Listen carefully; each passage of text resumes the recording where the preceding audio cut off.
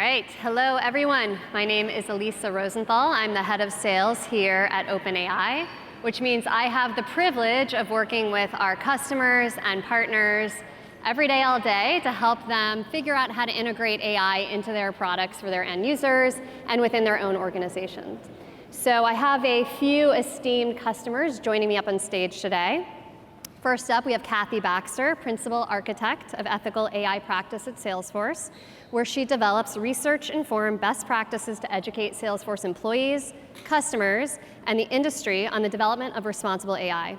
Salesforce is, of course, a close partner to OpenAI, and we've been collaborating together on a handful of initiatives. Welcome, Kathy.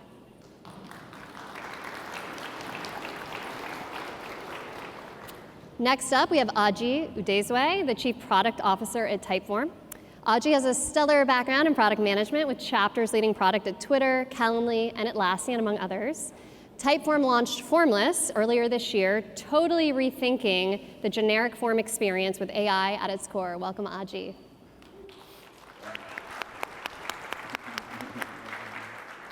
And finally, we have Miqdad Jaffer, Director of Product at Shopify. Miqdad is responsible for the group's integrating AI across the Shopify product and platform, including Sidekick. Welcome, Miqdad.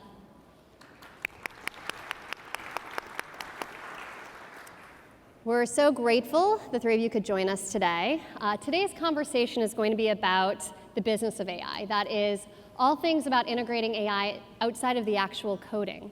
So on the sales side, we get to work with our customers all day, and we hear several different themes that tend to come up over and over again around customer management, experience, pricing, and go-to-market that you really need to consider when building a durable, revenue-producing product or business. So I'm excited to dig in. Let's start off with a 1-minute pitch from each of you.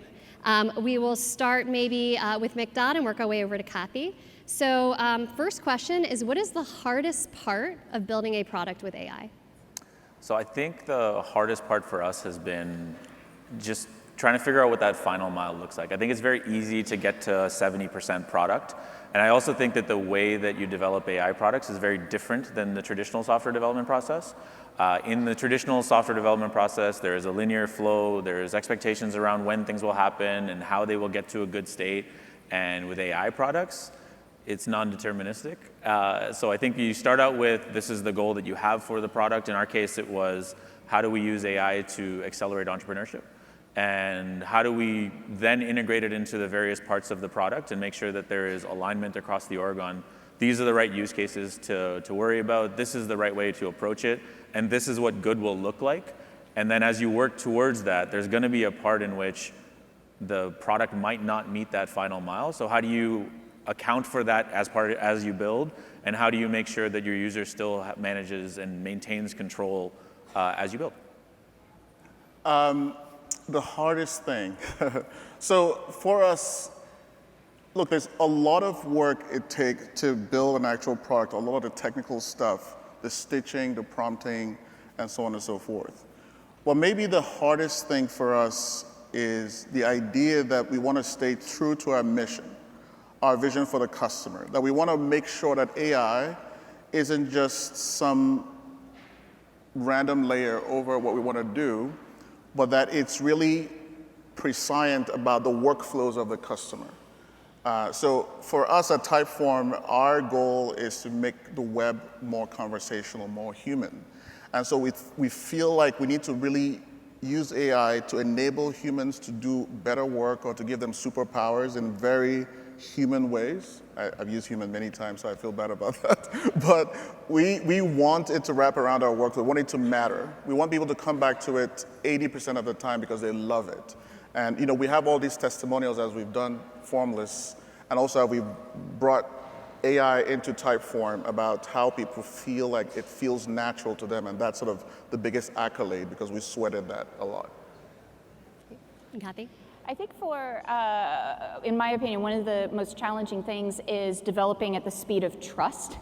as this technology is advancing so rapidly, a lot of the things that we have identified to bake in trust and ethics and responsible AI from the beginning, we learn over time that maybe they're not as efficient, they're not as effective. So there was a recent study that found that with fine-tuning models, sometimes it can unintentionally undo some of those safety or human alignment elements that you are adding in. And so constantly doing evaluations, staying abreast of all of the research that's being done, and ensuring that as you are developing these tools, you are always keeping trust at the core of what you are developing.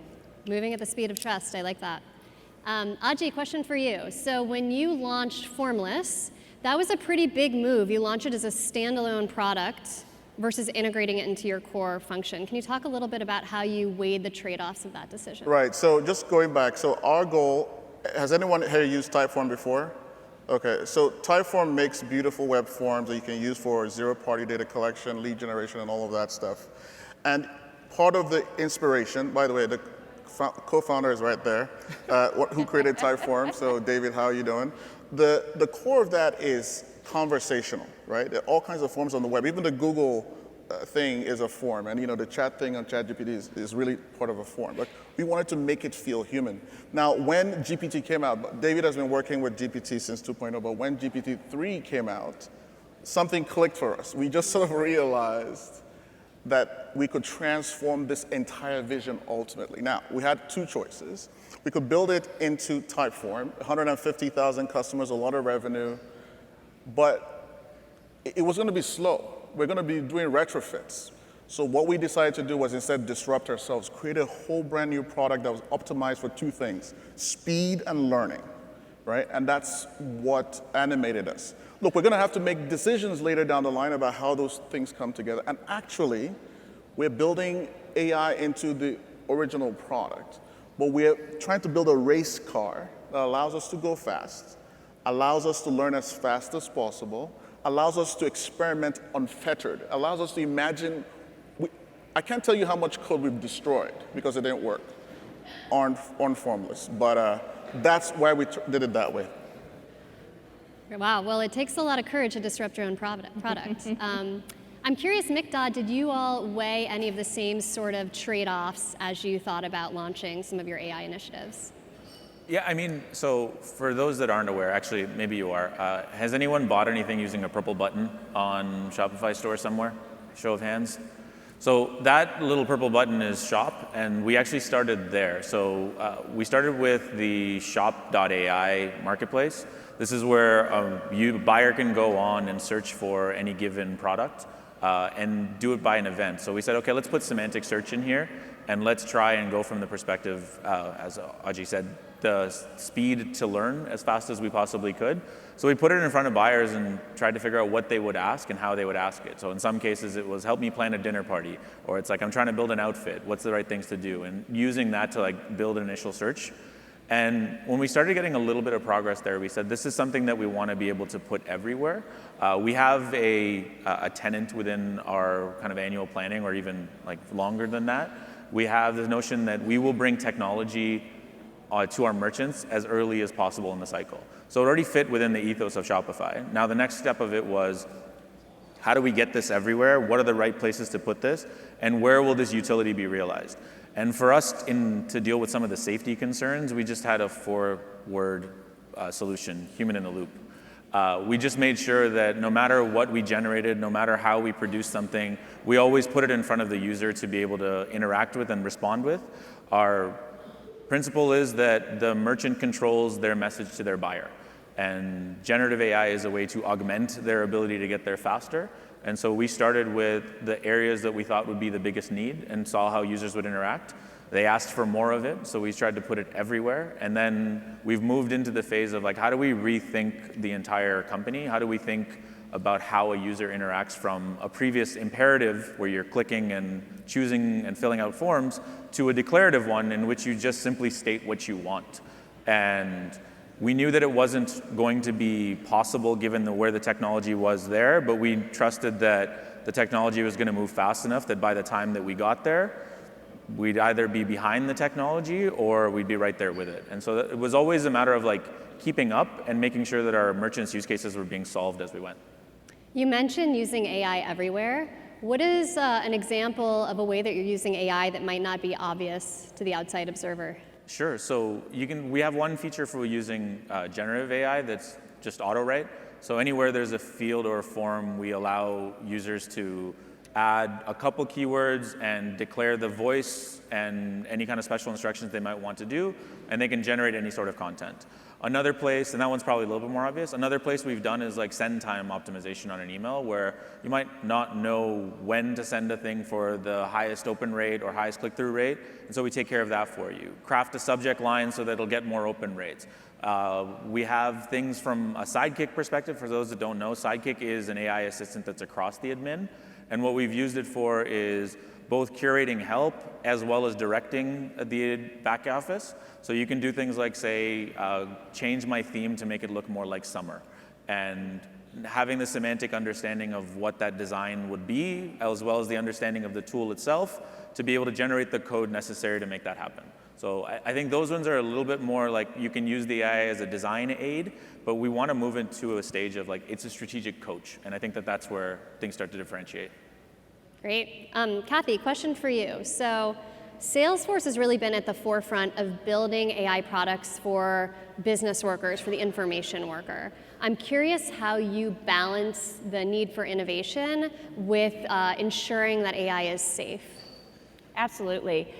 We've been working on AI for several years, but really started focusing on creating AI ethically and responsibly since 2016.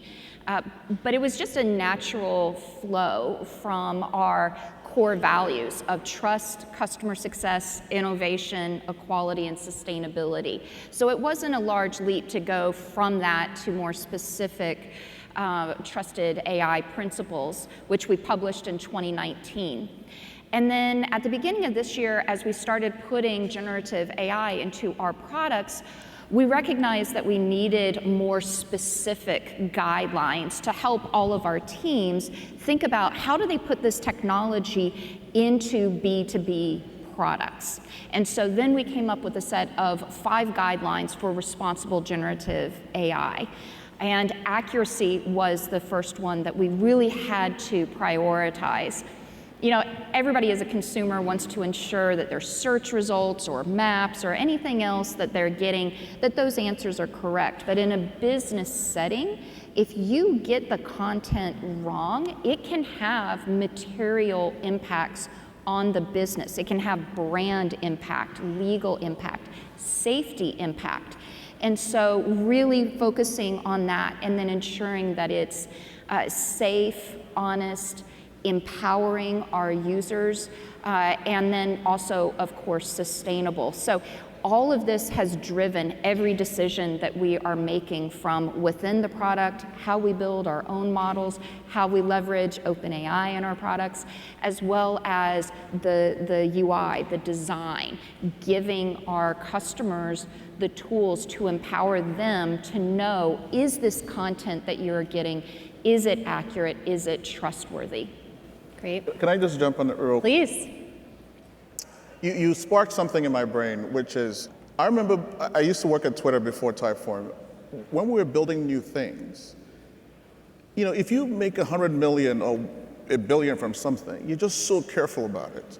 You craft all these rules around it. This is not advocacy, by the way. But I think that we're in an inflection point with AI where 2 things matter, right? Your ability to be creative and your ability to understand your customer, and the combination of those 2 things is what unlocks value. Because we always underestimate absorption rates of our customers, and one is creativity, one helps you with the absorption rate. And ways to learn quickly, to apply fewer rules, so that you can learn and then integrate that into the main body of development is so critical. It's so critical. Optimize for learning, optimize for fewer rules, then don't be unethical, and I'm not saying that. I hope not. But it's really important to do that, and that sort of animates our approach at Typeform. Yeah, understanding your user is so core to that. So when we talk a lot about mindful friction. And so we want to slow the users down enough that there isn't just this mindless trust, like, oh, this must be right, and just submit. But to actually check it. We don't want to put in so much friction that it's viewed as a speed bump. It's an annoyance. It becomes like banner blindness. It's not useful at that point. But creating the mindful friction, creating the signals for a customer support rep in a call center where some actually have a countdown timer to get those customers off the call as quickly as possible. Very different experience from a sales rep generating an email to a cold call, or a marketing campaign manager generating a campaign, or developers writing code. And so understanding your customers deeply to understand how they need and how you can best empower them from the beginning is so critical to getting it right. Not doing that, just launch, move fast and break things. That doesn't work, especially in a B2B scenario. Yeah, I like the mindful friction. Miqdad, anything to add on the enterprise side of the equation? Yeah, I mean, I'm going to go on the opposite side. I actually think that I tend to believe that putting this product out in front of people and seeing how they interact with it and how they break it is actually how we can learn to make it more ethical, and how we can learn to make it apply that appropriate friction. The customer service example is great. So we actually produced a chatbot for our help center, and it was previously just search for articles, find the articles, see what makes sense, and we introduced a chatbot on top of it, took all of our data, made it into a set of QA pairs, and created embeddings from that.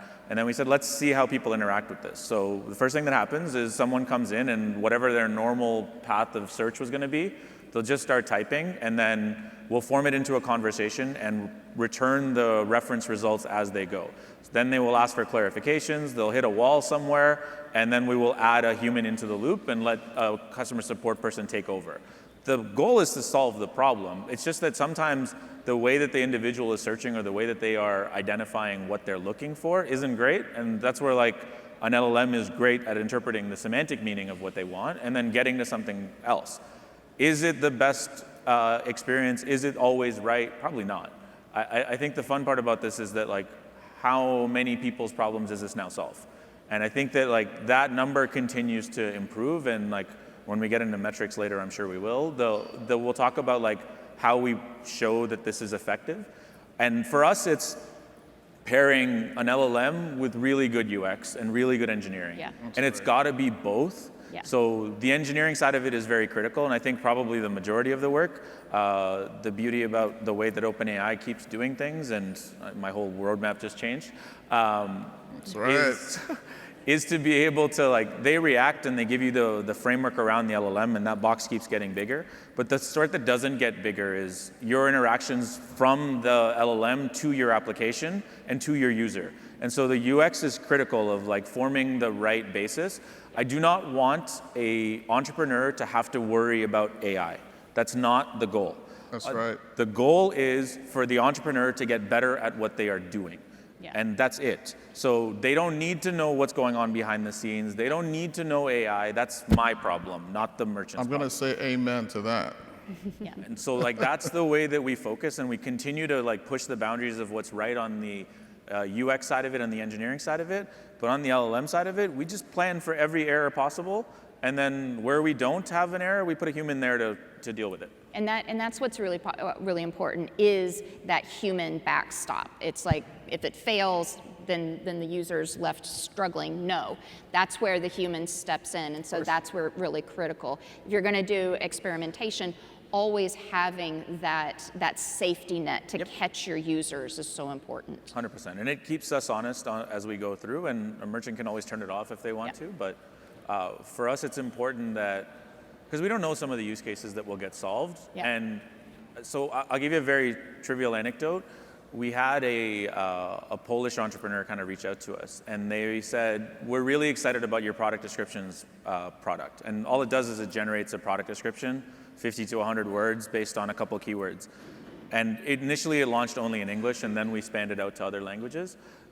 And they said a thing I wasn't expecting. They said we were scared to sell to English markets because we worried that the way that we wrote English wasn't good. But you solved that for us. I was like, if we didn't try, then we don't learn that one lesson. We don't learn that that anecdote is out there, and there are hundreds and thousands of others like that. And if it makes one more entrepreneur, 10 more entrepreneurs, it's a worthwhile effort. I love that example. I want to switch to a hot topic that we get a lot on the sales side, which is pricing. So as we know, GPT-4 is not cheap, though it just got a lot cheaper, hooray. And so we get a lot of our builders wondering, how do I think about the pricing? Should I bill it back to my users? Is it an add-on? Should I eat the cost? Do I build a standalone product? I'm really curious to hear, Aji and Miqdad, how you weighed the trade-offs here and what decision you ultimately made and how to price this in your products. Start? Go for it, yeah. So, one of the things, GPT-4, I mean, we were excited about the rest of the world when it launched, and it was better, right? On all the dimensions that, that are public, but it was expensive, right? And so I think fundamentally we thought that AI, the way we think about it is time to value, right? And because it's time to value, shrinking our customers' workflow that we already know by like 50%, 100, whatever that is, we needed it to be for our customers. So how we thought about pricing, first of all, was to say, okay, this is better, and better is good for our customers, but it's really expensive. So we x-rayed the functionality we were trying to deliver and tried to find out what was really important to do with GPT-4 and what was not important to do with GPT 3.5. And then we spent a lot of time manhandling GPT 3.5 to be really, really good at the things that we didn't need GPT-4 for. And that allowed us to do more experimentation with pricing. So first of all, AI is baked into the product. Even at a base level, we are B2B SaaS, PLG, people just walk in the door and sign up. But we still want to make sure that their first taste of that power, that acceleration, is GPT powered. But then if you really want to do things that require GPT-4 exclusively, then our pricing gets a little more dear for the customer. The other thing I'm going to just leave you with is sometimes we think of pricing as sacrosanct, as something that people, if you change it a little bit, people will be upset. I think that's a dirty lie. We do a lot of price experimentation in Formless, right? But also in Typeform, because the value proposition to customers is always changing. Some use cases more valued, some are not. So the question is, how do we adjust that? How do we impedance match that to customers' perception? So experimentation in this age of AI, especially when when 5 comes out, it'll be really expensive. So this is an evergreen topic. How do you price? How do you experiment with different ways to price? So even now, we're doing some experimentation on pricing. So that's the way we think about it, is just reach deeper than just the cost of the LLM or whatever version you're using. So that's us. So I think you guys are a little bit further along on the pricing side of things. What I'll do is I'll walk you through just how we've been thinking about it. So Shopify has 3 principles by which it operates. Principle 1 is do whatever it takes to make the merchant successful. Principle 2 is make money doing it so you can do more of it. Principle 3 is never swap the order of 1 and 2. So we'll always start with the notion of what is the problem that we're solving and what is the best way to be able to solve it. And with this, what you do is you really line up the incentives. So the products that we release, the features that we actually green light, are the ones that are going to move the merchant in the right direction towards success. When they are successful, we are successful. However, it needs to make sure that these aren't unsustainable costs for us. And in some cases, GPT-4 can get expensive, and GPT-5, I'm told, is going to be cheaper. Is that right? No, I'm just kidding. We can hope and dream.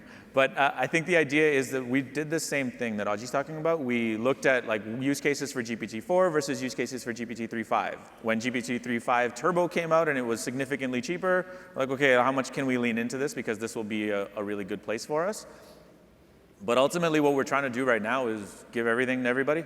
So we're starting with everyone gets it, and we'll start to see what some of the patterns are of usage. Where there are potential and problematic instances, we'll look at adding UX for it to add friction where necessary or where appropriate. But the other part of it is we will likely introduce something, but what that is right now is not clear. I think we're still sorting through what the specifics are. As the usage patterns become a little bit more obvious, we'll work with that. Great. All right, another question. It seems like everyone is building chatbots. That has definitely been the product du jour. I'm curious, what are some novel ways your teams are integrating AI? Maybe start with Kathy and work our way across. I think, so we have such a broad range of industries that we support. Some not only our cloud, sales, service, marketing, of course, our developer tools as well, and then we also have our individual industries. So developing bespoke solutions for each one of those industries, and we announced at our Dreamforce event, Copilot. So creating assistants that are bespoke to each one of those kinds of applications.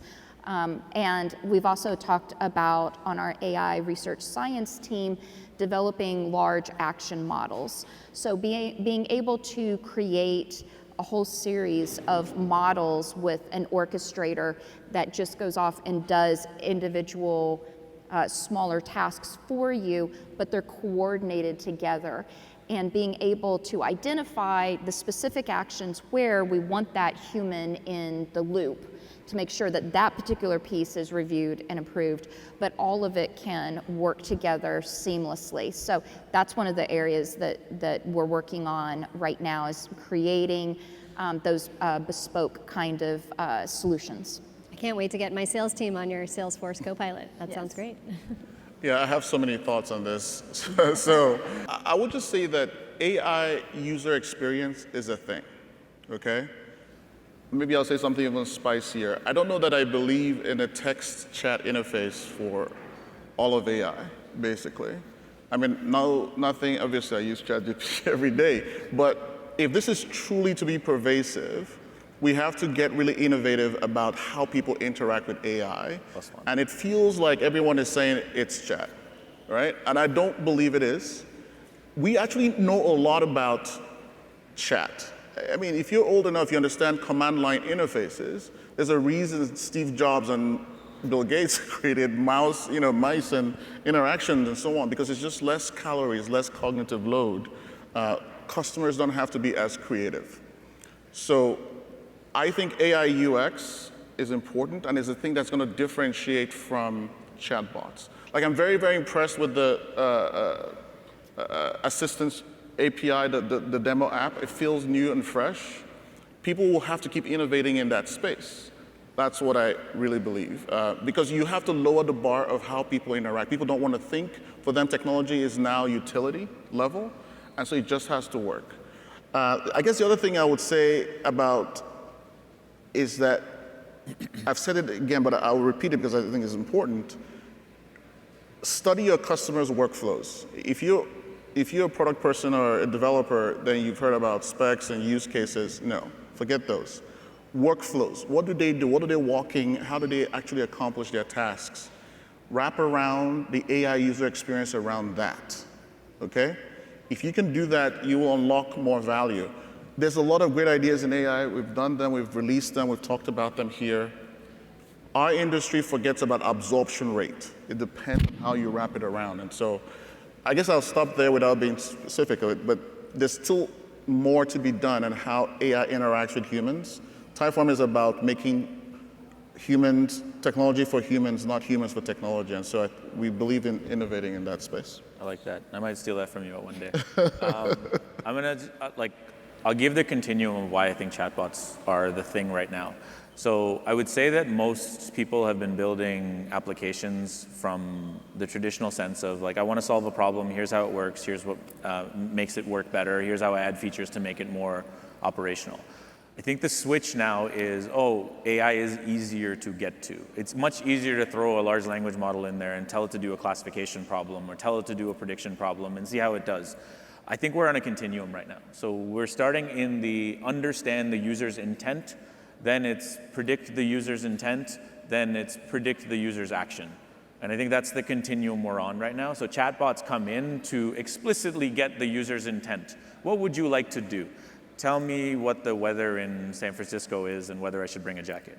Cool, I'm starting to understand. But now I have the context of when that intent was made. It's like, oh, they were here, this is what the situation was, and this is what they asked. Now I have a potential to predict what the intent was and why it was there. And then you go into the next phase of it, of potentially predicting the intent and going right into the application layer of bringing forward, here's an action you could take based on where you are and what you are currently doing. Then it's a matter of like automating that same intent. It's like, okay, well, we know what you're doing, we know what the right way to do it is, here's a potential path that will get you to the final stage. And I think that's the continuum we're on right now. And so a lot of people are in the, how do I make chat do a thing? And I think it's useful, and I think it's really helpful for people to like feel like they have much more control about what the set of actions are and potentially have a better way to describe what they want when the UX falls apart. The thing I want to caution people on as you build, do not let AI be a substitute for bad UX. Yeah. Make the UX great, make the AI orchestrate the good UX. If you have a bad UX problem, solve the bad UX problem. Yeah. Don't worry about AI being put right on top, band-aided on top of it to solve for that problem. I think that's where people get a little bit tripped up, and it's not one or the other, it's both at all times as you move forward. Can I compliment that demo app? It says create, and then it says, what was that toggle? It was create and then configure, right? And then you start with a little bit of chat, and then the configuration is fine-tuning it.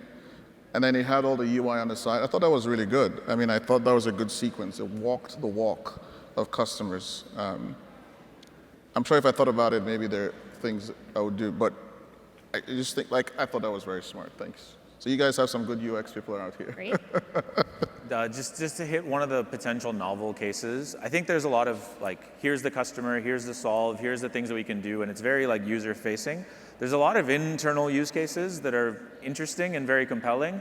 One example of it is we have a massive migration to do, and in order to do that, we have to take one form of code and switch it into kind of an object-oriented extensible platform. And we have hundreds of thousands of variations of how people have done things with code, and we have to figure out what the right extensions to create are. So we just wrote a classifier that takes all of the code and identifies all the opportunities for extensibility that exist today versus ones that we need to build, and that gives us a hit list of here's what we have to build. And so it's we put it as part of our internal process too, just to accelerate, but you have a classifier at your fingertips, you have a generator at your fingertips, and a large language model can be used in many, many places. And for us, it's about accelerating even our own business flows. So it's not just about the user, the external user, it's also about the internal user making it faster. Yeah, I'm curious, are either of you using AI internally right now to help with your own jobs that you want to share? Yes, so I'm a product person. I guess I'm an engineer even further back, but usually I'm in the product and design realm. One of the things that I use a lot is the Copilot tools, but also the native code interpreter inside ChatGPT, because it just allows me to very quickly make myself more productive by writing a small tool. So I wrote a Chrome extension the other day that I've been plotting for a year, but it took me 30 minutes to do it. So ChatGPT feels like a Swiss Army knife right now in many ways. I use it in creative ways. I do a lot of writing, and I give a lot of talks. And so sometimes I hit a writer's block. And I remember there was a talk that I had agreed to do 3 months in advance, and I kept kicking it down the road, because it was so far away. And then suddenly, it was the next week, and just that writer's block, that panic hit me in that moment. And being able to pull up ChatGPT and just start playing with it and getting inspiration and talking about some of these topics that I've talked about for a while, but in a different way, it was such a relief of just having that kind of inspiration to get me started. It was it was quite a lifesaver in that moment. ChatGPT might help write some of these questions today. So. All right, I want to do a little bit of rapid fire questions, a couple of questions, just answer in a sentence or two. We'll start with Kathy and work our way across. What is one AI myth you'd like to debunk? I think there are still some individuals that believe that AI is neutral, that it doesn't come with bias or opinions, but it very much does, and we have to actively work to ensure that it is safe and representative for everyone. I think that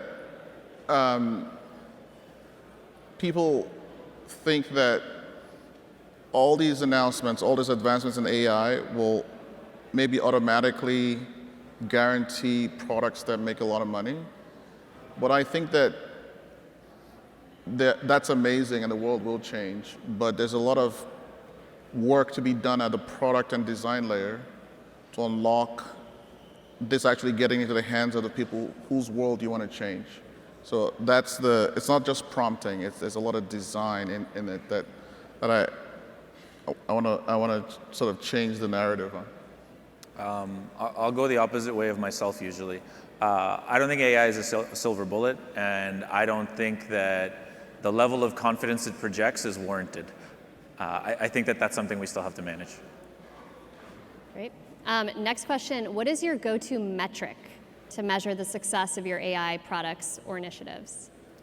I absolutely appreciate user feedback. So for every piece of AI-generated content, we have that very familiar thumbs up, thumbs down, but we also have a drop list where we ask if the user selects thumbs down, what is the reason? It was inaccurate, wrong voice and tone, toxic or unsafe, other. And being able to get that feedback from users and know where the miss was to be able to help us just continually improve our products, I think is incredibly powerful. There are two that I think about, but I already know that Miqdad. No, I'm not. I won't. Because one leads to the other, so you can talk about the second one. So I won't take your thunder. The first one is time to value, right? It's for things that are conventional using technology of today, or say pre-AI or pre-generative AI. How can you compress it? How can you make the time to value even shorter?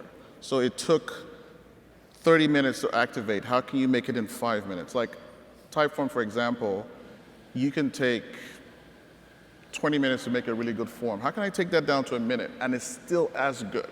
So superpowers, like cold dead hands territory of holy shit. So time to value is a huge one, and then you'll talk about what it leads up to, I guess. Yeah, I think whenever you do product, it always breaks down to two core needs. We're saving money or we're saving time. And I think hit saving time. And I think that for us, one of the big things is sustained adoption. So it's people don't necessarily have to pay for a feature to let you know what's valuable. I think people pay with their time.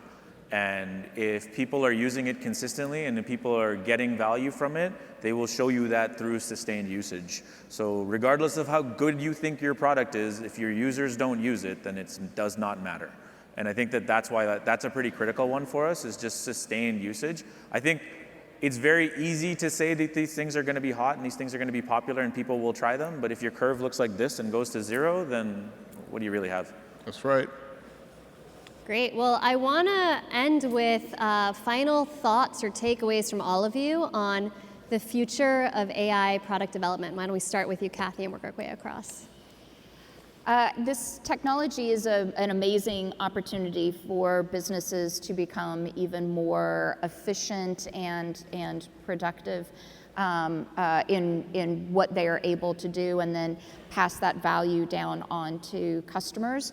I think ensuring that all of us understand what it means to do that responsibly is critical. You can't outsource that your ethical responsibility to a single team or a single individual on your team.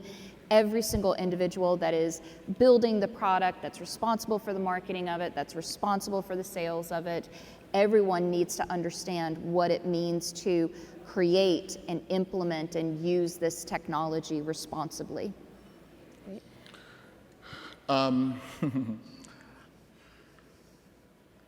think on one hand you can be confident, on the one hand you can be completely, we don't even know what's going to happen. But I do think that AI will infuse every single thing, every single tool we use to build products today, maybe in non-obvious ways. So that's number one. Two, it feels like a reset for the tool set of creativity, I think.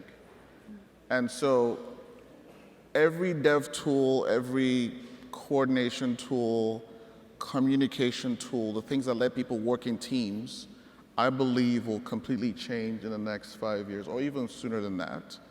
But I can't predict exactly how they will change. But I am confident that your collaboration, innovation workflows will change completely. I guess before I hand it over to Miqdad, I'd say expect change, anticipate it, maybe lead it if you can. Think about ways that these things can change your workflow. Maybe do a startup to allow teams to collaborate better in this environment. We have Typeform Labs, and we're constantly imagining that, actually, because we have the luxury of doing some of that, and that's how we created Formless.ai. So those are my thoughts. I swear we didn't know each other before this.